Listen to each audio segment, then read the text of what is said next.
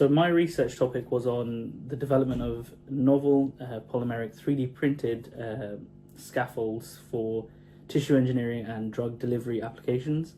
I think one of the main reasons I chose this topic was number one, I really liked the design aspect of my PhD using 3D printing and CAD software.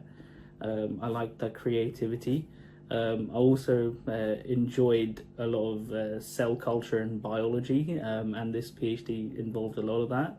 And it was also a great opportunity for me to work with industry partners. So BASF, they part-funded my PhD, and I had a great chance to work with them. And in addition to that, being part of the London Interdisciplinary Doctoral Training Programme gave me a great overall PhD experience.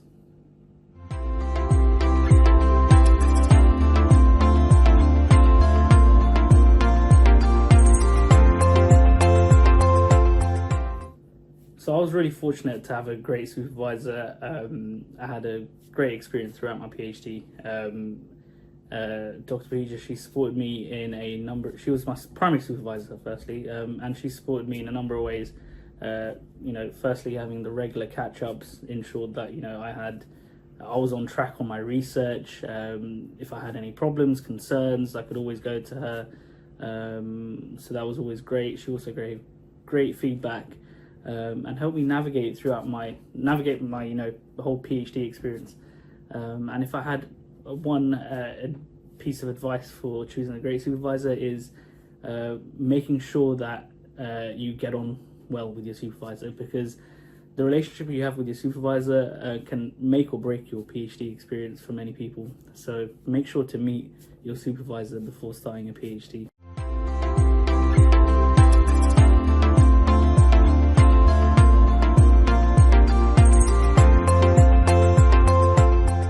Yeah, I think after the PhD can feel a bit of a sudden stop. You've been spending 4 years or more on this particular topic, and it can be it's all come to a sudden end. I've definitely experienced that. How did I transition? Well, I think doing things that you enjoy, say if you had a hobby that you just didn't get the time to do before, or wanted to try something new, I think that's a great way to step into a new space and learn something new. And also, if you are looking for a new job, it can take time, and understanding that it's all part of the process.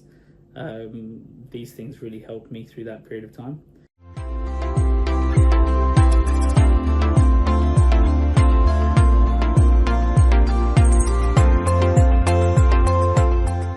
My journey after completing my PhD has been it's been a good journey. I think the first thing I did was take a break. I really needed it. It was good to just switch off for a while. But I was fortunate to get the opportunity after my PhD and during my write-up period to begin working as a project manager for a startup company, Scientifically Speaking, which is where I currently work now. So I started out as a project manager, and then after completing the PhD, I had developed in the role and was offered the opportunity to become the business development and partnerships manager. So it's been a good experience. I think you learn a lot of new things. You learn in this role particularly, I've learned a lot about the business world and how people operate and navigate.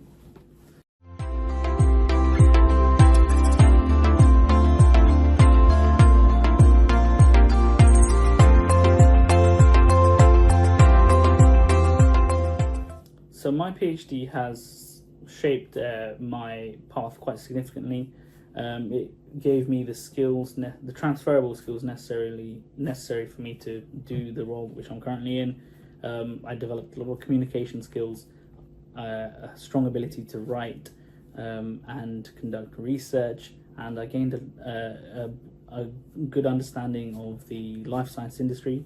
And all of this has come together in this role, where we work with other biotech companies, and we aim to, you know, communicate science to wide audiences, which is a skill that you develop throughout your PhD.